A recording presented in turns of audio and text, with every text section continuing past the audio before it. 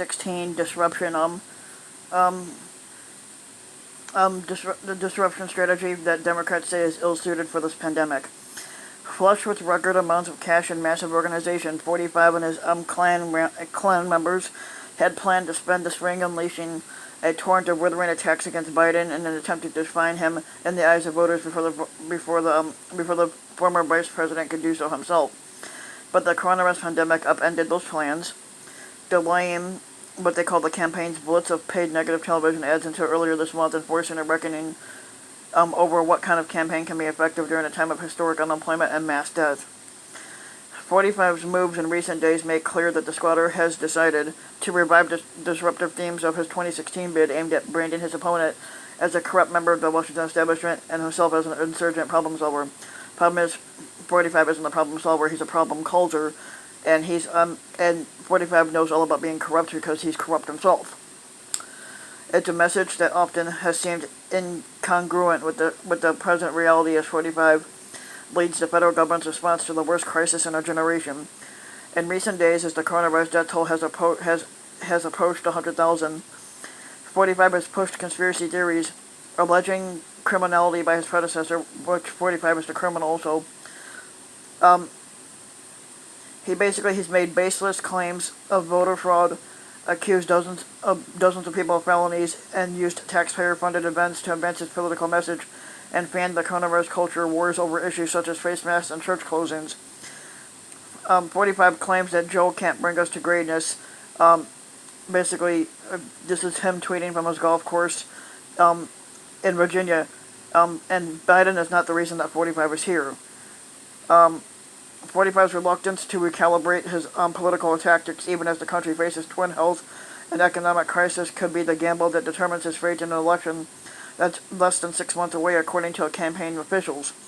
Strategists and pollsters on both sides of the aisle, the approach also stands as a test of whether running again as a disruptor can work in a time of already profound disruption. 45 supporters see in Biden a kind of stand-in for Hillary Clinton, the candidate 45 defeated in 2016, and say that the pandemic won't obscure the former vice president's flaws. They have highlighted Biden's lack of an enthusiastic voter base, a slew of Republican investigations into his actions as the vice president, and his 4-decade career in the nation's capital. I think it's really analogous to 2016 in lots of major, what they call thematic ways. To David Urban, who's a redneck that basically blows Donald, who led 45's Pennsylvania effort in 2016 to switch out Clinton for Biden. It overlays pretty amazingly, with the exception that Biden is now even further to the left of Clinton, and I never could have dreamed of that. Members of Biden's team, many of whom worked with Clinton 4 years ago, say things are dramatically different this time around. All of us know that this is nothing like 2016's John Anzalone, who's a poster for Biden, who worked for the Clinton campaign that year, and he says that Joe Biden is nothing like Hillary. Anzalone pointed to public polling indicating that 45's handling of the coronavirus has cost him significantly with voters, which is true, it has. Who gave the squatter low marks for his stewardship.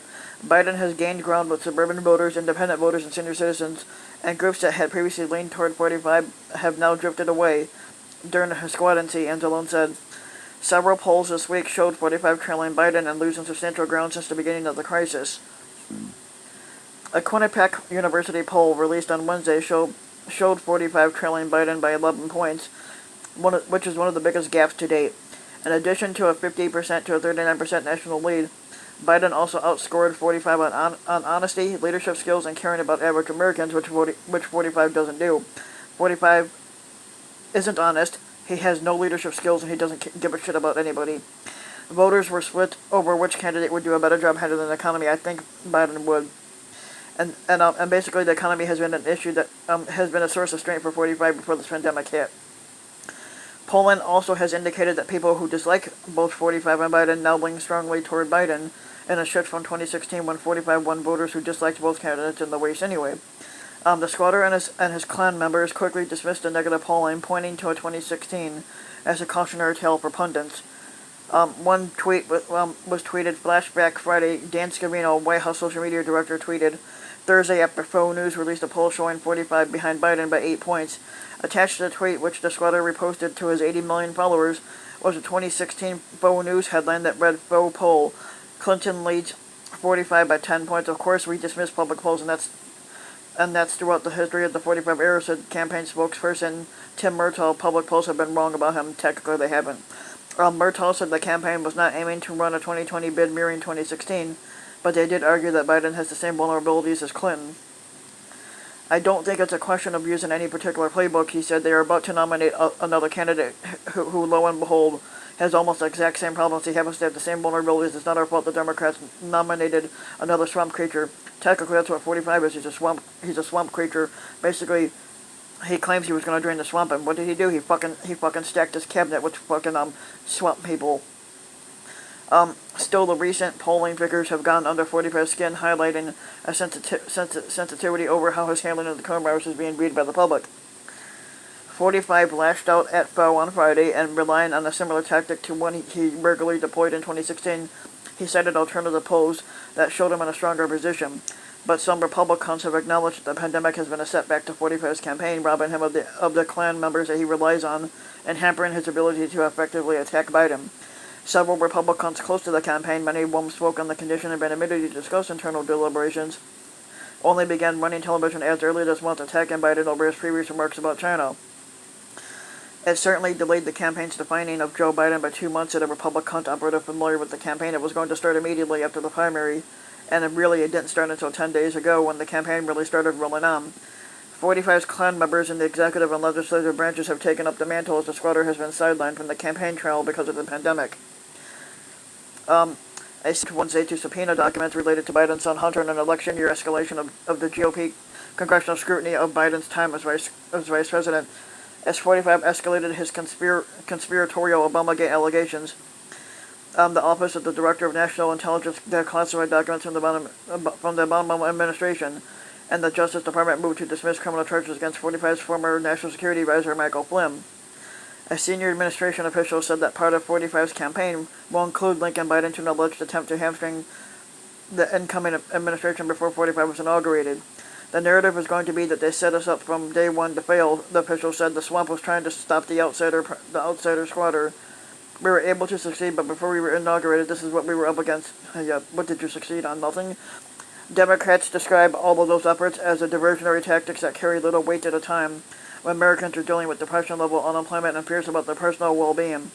Jennifer Palmieri, who was a Clinton's communication director in 2016, dismissed the 45 administration moves as fabricated attacks that will only turn off voters who are more interested in the actual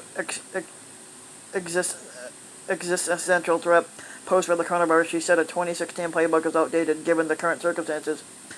"Voters have changed a lot. The world has changed," she said. "It seems very divorced from people's very life and death concerns about their own economic standing and their health. I suspect that what's going to matter in November is how the virus is doing and how the economy is doing." Other Democrats said they have gotten wise to 45's tactics after watching the squatter over the past 3.5-4 years. They say has barrage of attacks on Biden stretching back over the past year. 45 has targeted his mental acuity, his embrace of liberal policies, his criminal justice record, allegations of family corruption, and a moratorium spying charge, which nobody spied on 45's campaign anyway. We already know that. Nobody did. None of the attacks were able to block Biden's ascent to the top of a crowded Democratic primary field. Biden became the Democratic frontrunner with a string of decisive victories in March. The 45 campaign has since pivoted to attacking Biden as too friendly to China and amplified an allegation of sexual assault by one of Biden's former Senate. Yeah, the one thing about 45 is that he's too friendly with Russia's Vladimir Putin. 45's pro-China comments. Biden's poll numbers have remained steady and in some cases improved even as the coronavirus has confined him to campaigning from his home in Delaware. Andrew Bates, a spokesperson for Biden's campaign, said that 45's campaign risks have become impotent by relying on old approaches. Their tactics and strategies haven't evolved. He said they've been static. But Bates said that Biden has settled on a strategy of parrying 45's oscillating attacks by pivoting back to the squatter's handling of the coronavirus, which aids on both sides of the aisle, except it will be a defining issue for voters come November. Anzalone, Biden's pollster, said that some voters who cast their ballot for a hypothetical 45 in 2016 have been disappointed with the real version and will be prime targets for Biden in the coming months. He pointed to senior voters who have had some of the most dramatic swings away from 45 toward Biden in the recent polls. It's different than voting on the hypothetical 45, someone who's going to disrupt things and be a change agent. He said that hasn't gone very well for 45, and it is perceived by voters that it hasn't gone very well for 45 at all. Some Republicans acknowledge that the political landscape has changed since 2016, making 45's pathway to re-election less certain. Mark Jefferson, who's an executive director of the Wisconsin Republican Party, said 45 support is stronger with the rural voters than it was in 2016, but we still got work to do in the suburban parts of the state. Yeah, nice try with that one. The campaign has not had discussions with the state party about having Klan rallies in Michigan. Not Michigan, Wisconsin. Jefferson said, "I signed that such events might be way off." He said the prospect of not having Klan rallies would be disappointing, but pointed to the effort by 45's team to mount a virtual, what they call, campaign. Some 45 advisors have begun to prepare for the prospect that Klan rallies may not be able to return until just weeks before the election.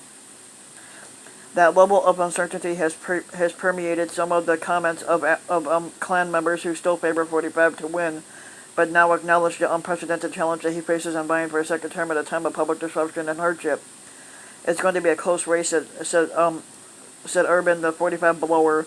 The notion that somehow that Biden's folks will blow it out, or the 45 folks are going to blow it out, that's not in the cards. But 45's not going to win anyway, so not this time.